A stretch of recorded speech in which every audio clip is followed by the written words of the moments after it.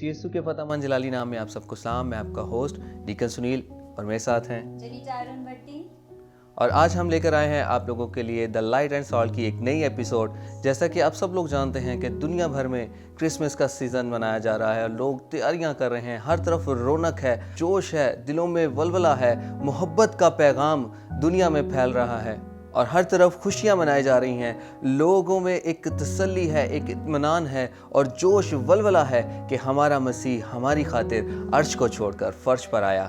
इसी तरह से हम आज की एपिसोड में अपने साथ एक नए मेहमान को लेकर आए हैं। आज के हमारे मेहमान हैं पास्टर बशारत मसीह, जो अटक से बिलोंग करते हैं और खुदा उनकी शुक्रगुजारी है कि आज वो हमारे साथ सेट पर मौजूद हैं। इस बोझ को जो हम नौजवानों के लिए लेकर चले हैं तो हमारे साथ हैं ताकि हम हमें सपोर्ट कर सकें। आज के दिन के लिए, उनकी प्रेजेंस के लिए हम खुदा उनकी शुक्रगुजारी करते हैं। पास्टर साहब, शो में आपको वेलकम करती हूँ। बहुत बहुत शुक्रिया कि आप लोग यहाँ आए हैं। वेलकम। और मैं आपका भी शुक्रगुजार हूँ कि आपने मुझे मौका दिया कि मैं इस खूबसूरत शो में जिसका नाम लाइट एंड सॉल्ट है एज ए गेस्ट आपके साथ आज के शो को कर सकूँ। बहुत बहुत शुक्रिया। Thank you so much. भाई ज़रूर, आप आज जैसे नौजवानों के लिए हमने जो है ये एफर्ट की है, नौजवानों के लिए इनिशिएटिव लिया है, तो मैं चाहूँगी कि आप अपना डिटेल्ड इंट्रोडक्शन कराएं, क्योंकि खुदावंद ने आपको बहुत बरकत दी है और बहुत सारे एरियाज़ में जैसा कि आपने बताया कि खुदावंद आपको इस्तेमाल करें, तो ज़रूर आप अपनी टेस्टिमनी, अपना जो सफ़र है, रूहानी सफ़र और अपनी ब्लेसिंग, जिस तरह से खुदावंद आपको इस्तेमाल कर रहे हैं, ज़रूर आप नौजवानों के साथ शेयर करें। बेसिकली मैं गुजरांवाला से बिलोंग करता हूँ और किला दीदार सिंह के साथ एक छोटा गांव जहाँ पर मेरी पैदाइश हुई। और जहाँ तक स्कूलिंग की बात है तो मेरे गांव में स्कूल नहीं था और जो प्राइमरी स्कूल है ये तकरीबन 3 किलोमीटर के फासले पर एक और गांव था जहाँ पर मैं जाता रहा। और उसके बाद मिडिल स्कूल के लिए उससे एक और आगे गांव था जहाँ पर मैं जाता रहा। और उस वक्त मेरे पास बाइसिकल तक नहीं थी और पैदल मैं स्कूल आया जाया करता था। धुंध भी होती थी और गर्मियों में भी, तो ये ऐसा था। पॉइंट भी है कि मेहनत करनी है और आगे बढ़ना है। जी बिल्कुल। और फिर जब मैंने हाई स्कूलिंग के लिए फिर मुझे शहर जाना पड़ा और उस वक्त एक बाइसिकल मेरे वाले साहब ने लेकर दी, जो बड़ी पुरानी सी थी, जो अक्सर कई दफ़ा ख़राब भी हो जाती थी। लेकिन मैंने इसको छोड़ा नहीं है। मेरे साथ मेरे गांव के जो और क्रिश्चियन स्टूडेंट्स भी थे और जो नॉन क्रिश्चियंस भी थे, तो वो मोस्टली 7वीं 8वीं क्लास में वो स्कूल छोड़ जाते थे और हमारे गांव में या हमारे इर्द गिर्द के गांव में भी कोई बमुश्किल मैट्रिक तक जाता था। तो कम वसाइल के बावजूद खुदा ने मुझे मौका दिया कि मैं मैट्रिक और फिर कॉलेज तक गया। इस दौरान हमारे गांव में चर्च भी नहीं था और जो कोई खादम है वो भी कोई साल में 2 दफ़ा आया करते थे। तो लेकिन शौक़ था अंदर, खुदावंद ने ये जज्बा पैदा किया, लेकिन समझ नहीं थी। बचपन में हम ज़रूर सारे इकट्ठे होकर गीत गाया करते थे और दुआएं याद करना और पढ़ना और सारा कुछ। लेकिन जैसे ही कॉलेज में गए तो फिर थोड़ी सी आज़ादी मिली और उस आज़ादी की वजह से थोड़ा सा मैं डिट्रैक हुआ और खुदा की राह से मैं हट गया। इस दौरान खुदा ने मुझे पकड़ा और मैंने एक चर्च के साथ फेलोशिप रखना शुरू की, जिसके लिए मुझे हर संडे 2 घंटे का सफ़र करना पड़ता था अपने गांव से। मैं गुजरांवाला शहर में जाया करता था। उस वक्त की ये बात है जब 1 घंटे बाद बस आया करती थी हमारे गांव से शहर जाने के लिए और मैं तैयार होकर रोड पे खड़ा रहता था क्योंकि उसकी कोई टाइमिंग नहीं थी, वो किसी वक्त नाम के लिए। हालांकि आज अगर हम देखें तो कितनी ज़्यादा फैसिलिटीज़ हमें भाई अवेलेबल हैं यूट्यूब पे और फेसबुक पे और चर्चेस भी और फिर मीडिया पे भी। मतलब कितना एक क्लिक में हम लोग जो है वो इतना ज़्यादा, मतलब हम खुदा उनके कलाम को देख सकते हैं, सीख सकते हैं, फेलोशिप ले सकते हैं। और न सिर्फ बस के साथ बल्कि उसके बाद फिर आगे से 2 और एक रिक्शा, ऑटो रिक्शा लेना या सुजुकी का, तो वो कर करा के तो मैं तकरीबन 2 घंटे का हर संडे सफ़र करके तो चर्च में जाया करता था। और 9:30 बजे उस वक्त वहाँ पर इबादत होती थी और मेरी कोशिश होती कि मैं टाइम पर, और इसका मतलब कि मैं 6 बजे तकरीबन मॉर्निंग में तैयार होता था।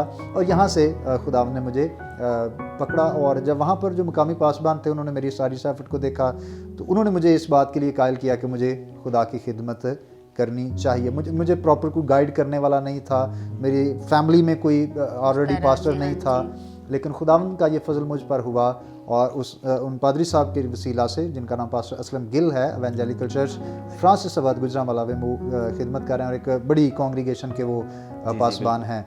तो उनके वसीला से मुझे ये गाइडलाइन मिली और मैंने सेमिनरी को ज्वाइन किया 2003 में। और 2006 में जब मैं ग्रेजुएट हुआ तो उसके बाद फिर 2006 से 2009 तक मैंने मुज़फ़्फ़राबाद आज़ाद कश्मीर में खुदा की खिदमत की, पासबानी खिदमत को सरअंजाम दिया, और 2009 से लेकर अब तक मैं जो पीएसी कामरा है इसके साथ साथ अटक और पीएसी कामरा और तहसील हजरों में पासबानी खिदमत को सरअंजाम दे रहा हूँ। आप ये 3 जगह पे, मुख्तलिफ जगह पे सर आप खिदमत कर रहे हैं? जी 3 मुख्तलिफ जगह पे मैं खिदमत कर रहा हूँ। अटक सिटी है और इसके साथ ही जो पाकिस्तान एरोनॉटिकल कम्प्लेक्स है, पीएसी कामरा उसको कहा जाता है, वहाँ पर भी 2 कॉन्ग्रीगेशंस हैं, और इसके साथ एक और तहसील हजरों, वहाँ पर भी हमारा एवेंजेलिकल चर्च है जिसका मैं पासबान हूँ। Praise the Lord. खुदा उनका शुक्र बजालाते हैं इस बात के लिए कि खुदा अपने बंदा को किस तरह से इस्तेमाल कर रहे हैं, और मुख्तलिफ जगह पर जो, हालांकि ये बहुत मुश्किल बात है और मैनेज करना है सारे को, और लोगों को आजकल तो एक चर्च को मैनेज करना, एक कलीसिया को विज़िट करना, वो ही बहुत मुश्किल है। तो मैं इस बात के लिए खुदा उनका शुक्र करता हूँ कि खुदा अपने बंदा को और कसरत के साथ इस्तेमाल करे। जैसे भी पास्टर साहब शेयर कर रहे थे कि मैं संडे स्कूल भी जा रहा था, वर्शिप करते थे, गीत गाते थे, लेकिन उस तरह से कह रहे थे कि खिदमत के लिए जो है ना वो कुछ गाइडेंस उस तरह से नहीं थी। लेकिन एक पॉइंट आया जब खुदा उनके खादिम उनको मिले, अच्छे मेंटर्स मिले उनको, जिन्होंने उनको गाइड किया।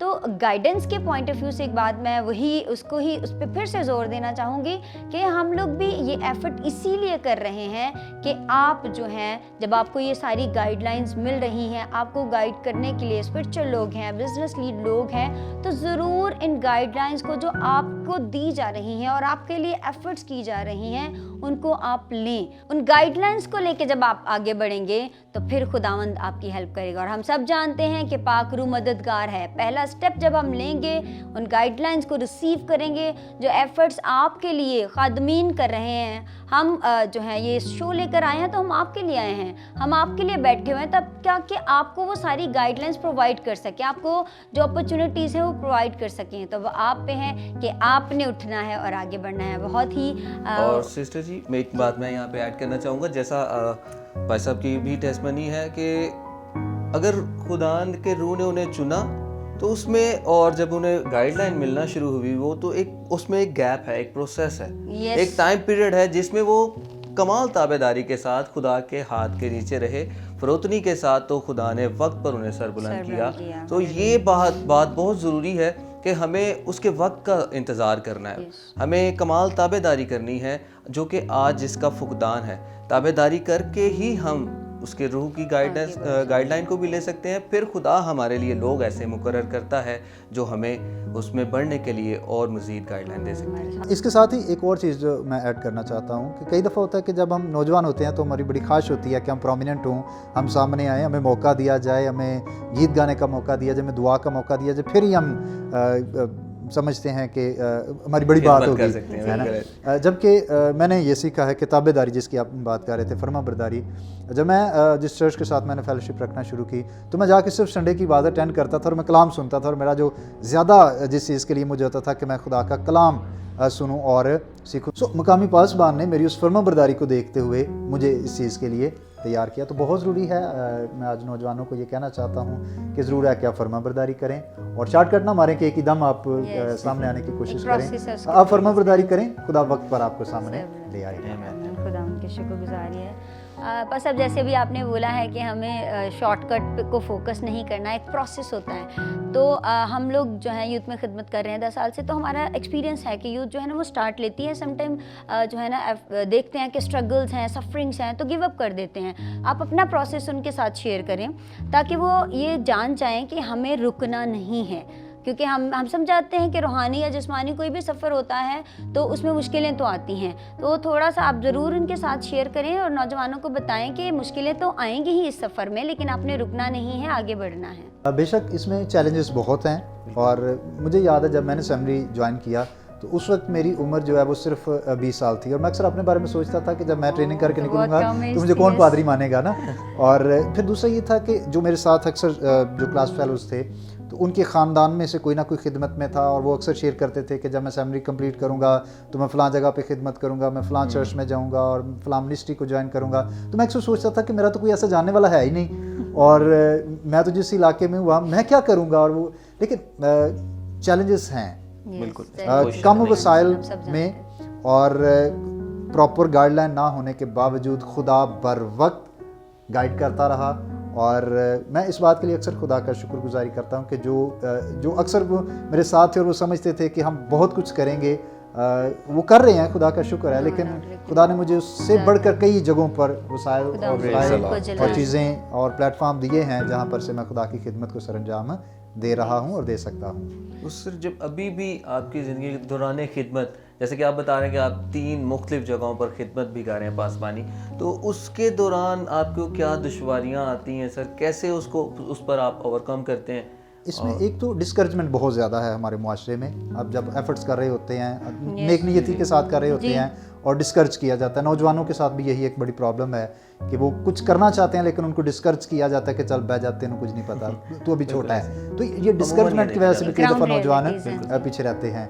इसमें एक और चीज़ है कि मुश्किल मिजाजी भी नहीं है। हम एक काम को शुरू करते हैं, 2 महीने बाद पता चलता है हमने वो छोड़ दिया, हम कुछ और कर रहे हैं। तो मुश्किल मिजाजी, ये मेरी खिदमत में भी रहा कि मैंने मुश्किल मिजाजी से किया। मुखालफत भी होती है बहुत सारी आपके काम की, आपके प्रोजेक्ट्स की, लेकिन अगर वो विजन बेस्ड है और अगर वो खुदा उसके ज़रिया से अपने जलाल को ज़ाहिर करना चाहता है, तो मुखालफत जो अपोजिशन है खुदा उसको भी खुद कंट्रोल करता है। कलाम में भी लिखा है कि वो फिर जब हमारी रविशें उसको पसंद आती हैं तो हमारे दुश्मनों को भी हमारे दोस्त। बिल्कुल ऐसी बात है, बिल्कुल ऐसी बात है। तो आज भी चैलेंजेस आज भी हैं, मुश्किलात आज भी हैं। एक बहुत बड़ा जो चैलेंज है वो नाइतफाकी है, जिसकी वजह से हमारी कम्युनिटी, हमारे लोग, हमारी कॉन्ग्रीगेशंस आगे नहीं बढ़ रही। तो यूनाइट होने की भी बहुत ज़्यादा हमें इस वक्त में ज़रूरत है। बिल्कुल सर, इसी पे काम भी करने होने का बहुत ज़्यादा काम होने की ज़रूरत है। हमारी यूथ के साथ साथ हमारे चर्च लीडर्स को भी चाहिए कि वो यूनाइट करें, खुद भी यूनाइट हो। यूनाइट जब वो होंगे तो उसको देख के लोग इम्प्रेस हो। बिल्कुल, यहाँ पे थोड़ा सा आपको बताऊंगा कि वो इब्राहिम और लूत के चरवाहे आपस में लड़े थे, भेड़ें नहीं लड़ी थी। तो कभी कभी चरवाहे आपस में लड़ते रहते हैं, भेड़ें शायद इतना नहीं लड़ती जितना चरवाहे आपस में लड़ते हैं। और जैसे पासे साहब, अभी तो मौसम ही जो सीज़न चल रहा है, क्रिसमस का सीज़न है, हम सब जानते हैं। और लव केम डाउन जो है वो मोहब्बत जो है वो हमारे लिए उतरी है। और करंथियों 13 में हम लोग जो है वो पढ़ते हैं कि मोहब्बत ही सब कुछ है। खुदावंद ने मोहब्बत को अफजल कहा है। तो जब हम आपस में मोहब्बत, जबकि खुदावंद के कलाम में लिखा हुआ है कि उसी की मोहब्बत हमारे दिलों में डाली गई है और उसी मोहब्बत को लेके हमने आगे बढ़ना है, कदम से कदम मिलाने हैं, हाथ से हाथ मिलाने हैं और एक यूनिटी वाली फॉर्म में आके तो हमने मिल के जो है खिदमत करनी है। अब हमने ये शो स्टार्ट किया था तो हम यही सोचे थे कि ऐसा नहीं है कि हम किसी और को सपोर्ट ना करें या बहुत से लोग जो पहले से ये काम कर रहे हैं तो वो हमें सपोर्ट ना करें, बल्कि खुदा ने अलग अलग तोड़े सबको दिए हैं। खुदा अलग अलग तरीक़ों से, खुदावंद ने पास्टर साहब आपको वो किसी और वे में इस्तेमाल करें, हमको वो किसी और वे में इस्तेमाल करें। तो क्रिश्चियन जो कम्युनिटी है या जो मसीह की मोहब्बत है, उसमें कंपटीशन वाला वर्ड ही नहीं है। उसमें जो है वो लेग पुलिंग या पीछे धकेलना इस तरह से कुछ नहीं है, क्योंकि खुदावंद ने कहा है कि हम जो है मसीह का बदन है। खुदावंद ने हमें अलग अलग शेप्स में बना के अलग अलग तोड़े दिए हैं, अलग अलग खिदमतें दी हैं, लेकिन पर्पस एक ही है और वो ये है कि हमने उसके गला को तैयार करना है जो बादशाही की तरफ जा सके। तो वाकई यही पॉइंट हाईलाइट होता है कि हम यूनिटी में मिलकर इस काम को आगे कर सकें। सर, अभी जैसे आप यूनिटी की ही बात कर रहे थे, तो जैसे मैंने भी थोड़ा सा शेयर किया है कि क्रिसमस का सीज़न है, तो ज़रूर आप नौजवानों से बात करें और हमारे पूरी कम्युनिटी आपको देख रही है, आप उनसे बात करें कि किस तरह से हम क्रिसमस की असल सेलिब्रेशन कैसे कर सकते हैं।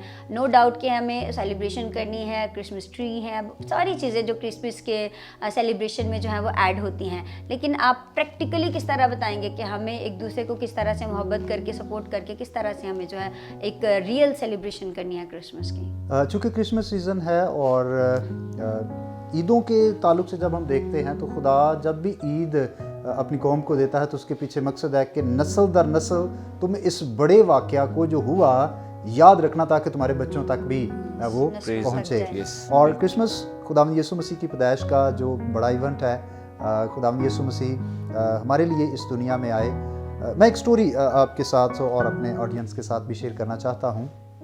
एक दफ़ा एक शख्स थे, वो आर्मी में थे, और जब क्रिसमस आया तो उसने अपने बेटे को ख़त लिखा कि बेटा आपको क्या चाहिए।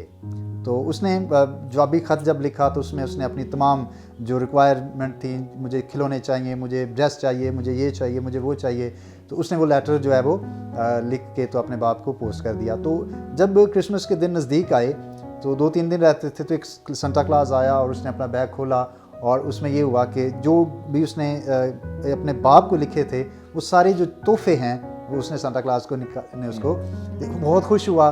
और जब फिर नेक्स्ट ईयर आया तो फिर उसके बाप ने क्रिसमस से पहले उसको ख़त लिखा कि आपको क्या चाहिए, तो उसने फिर उसी तरह कुछ चीज़ें मांगी और संता क्लॉज जो है वो आया कि उसको क्रिसमस के मौका पर उसने उसको दे दी। जब तीसरा साल आया तो वो बाप से उदास हो गया, तो उसने कहा कि उसने लिखा कि मुझे इस दफ़ा चीज़ें नहीं चाहिए, मुझे इस दफ़ा आप चाहिए कि आप आ जाओ तो बस क्रिसमस है। और हुआ ये कि जब क्रिसमस के दिन नज़दीक आए तो एक सांता क्लॉज आया और उसने बैग रखा और खोला और उसमें से जो तोहफ़े हैं वो निकालने शुरू किए। तो जब बच्चे ने देखे तो एकदम एक्साइटेड हुआ कि वाह इतने मुझे तोहफे जो है ना वो फिर लेकिन फिर वो फ़ौरन उदास हो गया और उसने कहा कि नहीं ये मुझे नहीं चाहिए, मुझे मेरा बाप चाहिए। मैं इतने सालों से बाप को मिस कर रहा हूँ, तो मुझे तोहफे नहीं चाहिए, मुझे बाप चाहिए। तो वो सांता क्लॉज ने क्या किया कि उसने अपनी वो कैप उतारी और सारा कॉन्सेप्ट, तो वो उसका बाप ही था। तो उसने कहा कि बेटा मैं तो हर साल आता था लेकिन तुझे मेरी ज़रूरत नहीं थी, तुझे सिर्फ चीज़ों की ज़रूरत थी। अगर हम देखें तो आज हम क्रिसमस को मटीरियलिज्म की तरफ हम ज़्यादा चले गए हैं।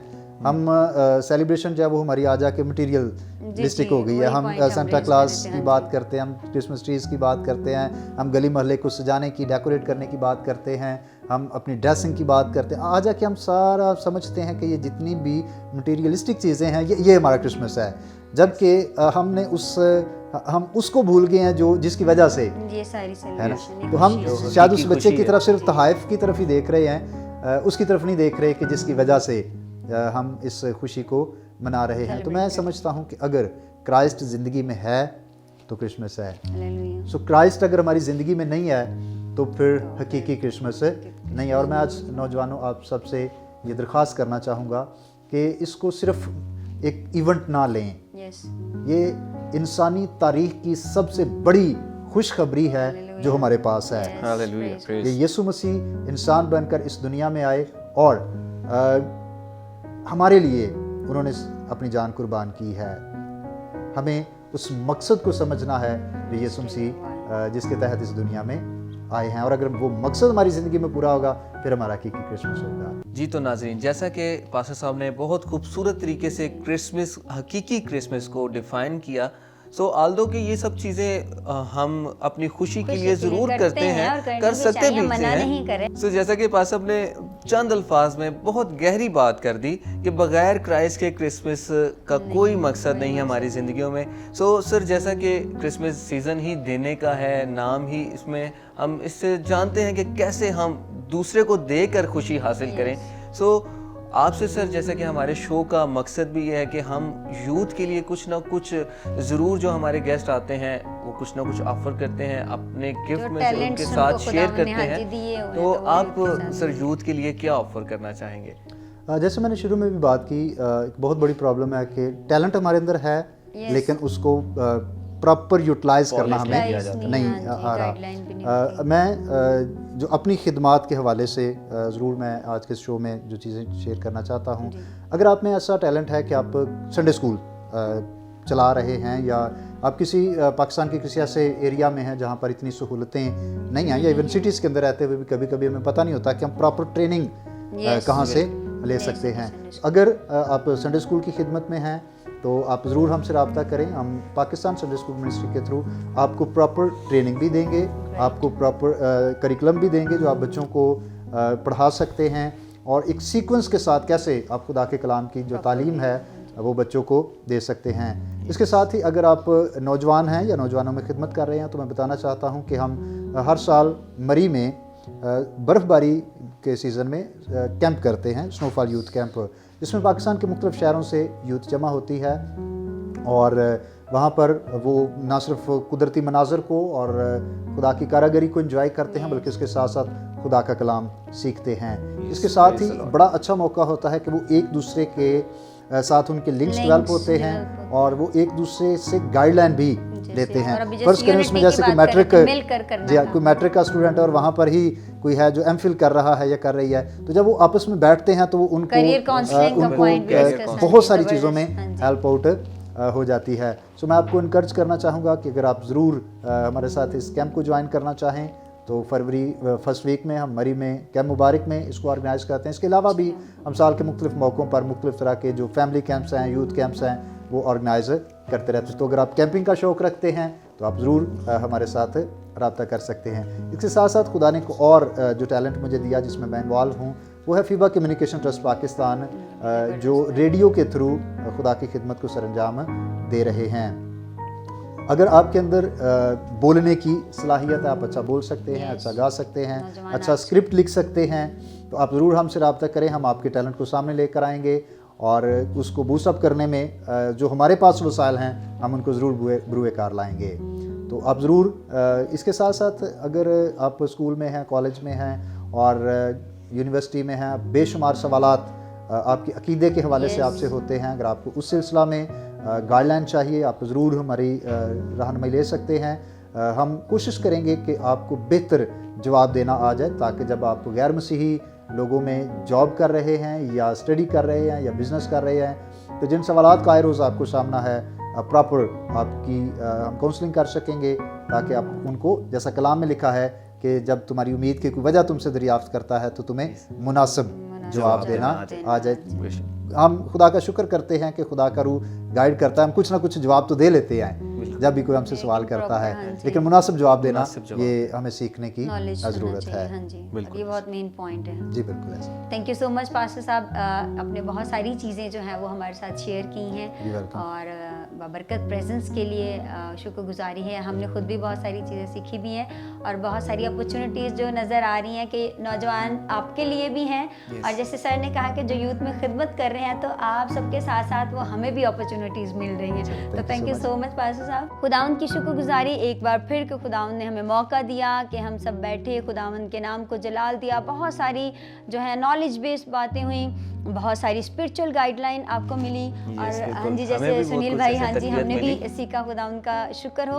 और जैसे पास्टर साहब ने बहुत सारे पॉइंट्स शेयर किए हैं, एक नहीं दो नहीं, मतलब काफ़ी सारी अपॉर्चुनिटीज़ हैं जिनको आप अवेल कर सकते हैं, रूहानी तौर पर भी आगे बढ़ सकते हैं, जिस्मानी तौर पर भी आगे बढ़ सकते हैं। तो जैसा कि आज पास्टर साहब ने बहुत सी ऐसी अपॉर्चुनिटीज़ को आप लोगों के लिए आपके सामने रखा है, आप ज़रूर उनको अवेल करें। आप आरजे बनना चाहें तो आप ज़रूर पास्टर साहब से रब्ता करें, आप हमसे रब्ता करें। आप देख रहे हैं स्क्रीन पर दिए गए नंबर्स, आपके पास फेसबुक अकाउंट भी आ रहा है, हमारा ईमेल एड्रेस भी है, आप हमसे कांटेक्ट करें, हम आपको ज़रूर पास्टर साहब तक पहुंचाएंगे, आपकी बात इन तक पहुंचाएंगे ताकि आप भी मसीह में आगे बढ़ सकें और अपना टैलेंट सामने ला सकें। इसी तरह से अब वक्त हुआ जाता है हमारे शो के ख़त्म होने का। आप सबको खुदा के कलाम के सपोर्ट और खुदा के पाक रूह के सपोर्ट करते हैं। इसके साथ साथ ही हमारा 20 तारीख को 20 दिसंबर को क्रिसमस स्पेशल शो आ रहा है, इसको देखना ना भूलिएगा। खुदा आप सबको बरकत दे। God bless you.